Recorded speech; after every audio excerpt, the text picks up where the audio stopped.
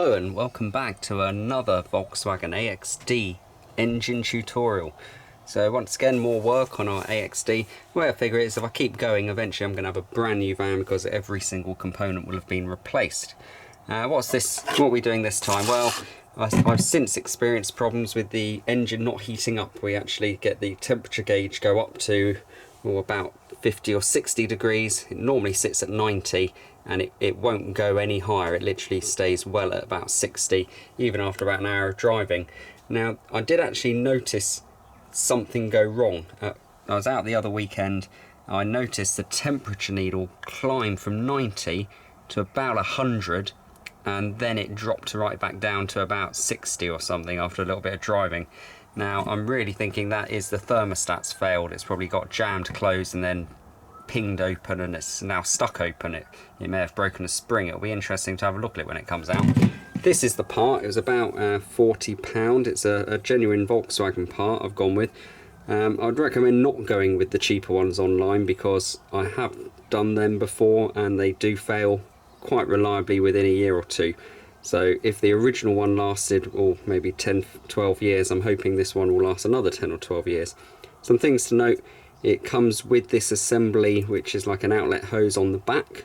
It comes with the thermostat which is fitted in the middle, and it also comes with this metal crush gasket which is recommended that you use. The other things to note is you can buy these just as the thermostat that fit into this housing, but I have experienced thermostats that don't function properly. So this one says it opens at 87 degrees. I have experienced ones that don't open at 87 degrees and that will cause all sorts of problems with your temperature anyway. If you want to test them, you can actually boil them in a saucepan and you'll watch them open when the water gets near boiling temperature. If they don't function. So that's an interesting little test there. Unfortunately, it's not easy to get to the thermostat. It's not too bad really, but you do have to do a bit of fiddling about. So what we're going to have to do is, you could probably do it with the airbox in, but just so we get a better view, I'm going to take the airbox out completely. I'm going to undo this tube here. I'm actually going to release this tube from the turbo. Yeah, that's where the turbo is down there. We're going to pull that tube out and that should just give us enough access to get to the thermostat housing. Some of the other stuff to bear in mind is it is going to drop some coolant. All the stuff out of the heater matrix or anything above the thermostat is quite likely to come pouring out, so we're going to need a large container underneath to collect any coolant. Don't let it flow away, it is harmful. And if the coolant looks clean once you've collected it, you can probably put it back in as long as it's free from any particles or anything that you don't want in your coolant system. It is a good excuse right now to actually flush and drain the coolant out completely and put fresh stuff in, but I put fresh stuff in not long ago, so I'm going to try and salvage it as best as I can. Okay, we'll start by removing the MAF sensor. Take my Jubilee clip off. Yours is probably a spring clip, so you might need a clip compressor. We'll pull the box out and we'll come back to this once that's done. Right, now the airbox is out. We've taken the tube off the turbo here. You can actually see the thermostat housing just tucked down the back here. Now, there's one bolt at the bottom and one bolt at the top. And unfortunately, this inlet hose here, or this inlet flange, gets in the way. So we're actually going to have to take the inlet flange off here. It's just 2 bolts on there. I believe they're Allen heads, maybe 5 or 6. I think they're 5. Should be able to take that off and then we can get a ratchet on the back of these 2. I would say quite easily. There is a rubber hose down here that has to come off this flange, and I think we'll have to release the rubber hose before undoing these bolts. Yeah, it looks like they interfere there, so we'll have to clamp this one. Let's get a better look. I don't think the light's too good, but the clip and the hose is just coming out the bottom there. So yeah, what will we do? Well, probably undo that hose first. We're going to lose a load of coolant from the engine. It's going to drain down through to the floor. When we undo this housing, we're going to lose a load of coolant as well. First we'll get this flange off the turbo though, just to make things a little easier to work down there. Right, so I've undone the hose clip and now I'm just going to use a 10mm socket here to undo these 2 bolts. Although I've undone the hose, I had trouble pulling it off the flange, so I'm actually going to try and release the housing and then pull the housing off the hose. And see, I'm dropping coolant now, so I'm going to also double check that the container under the vehicle is actually capturing that coolant.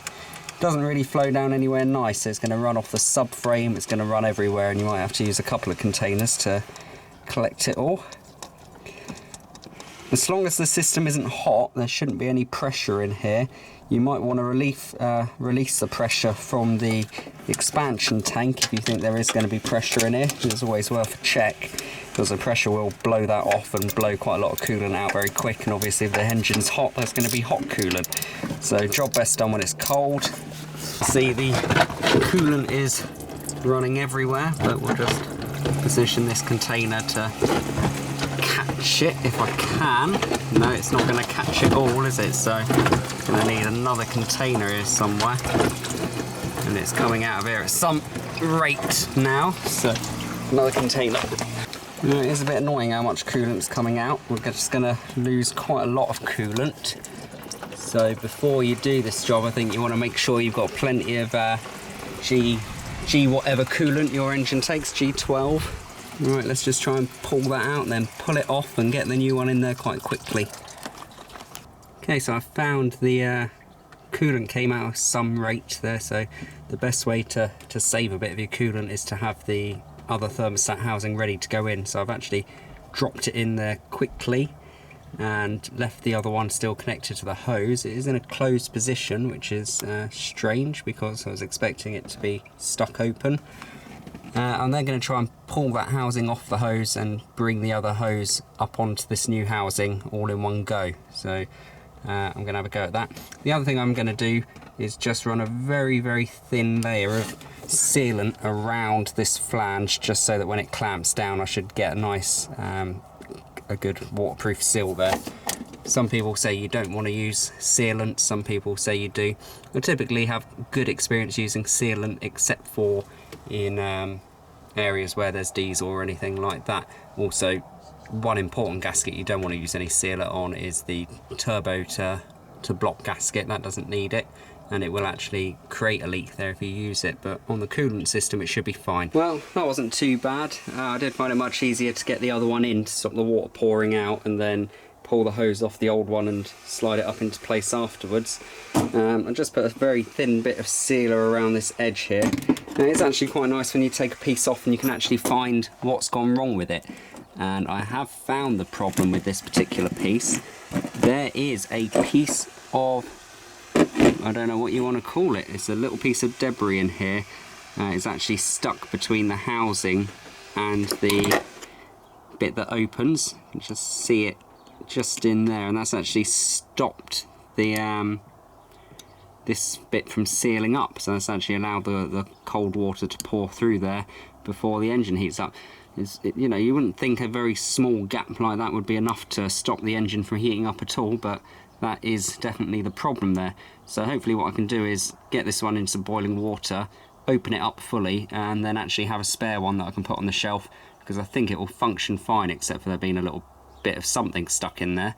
So I don't know how that got in there. I didn't take any water hoses off recently, but it has allowed something around there, and it'll be interesting to find out what that is in a bit.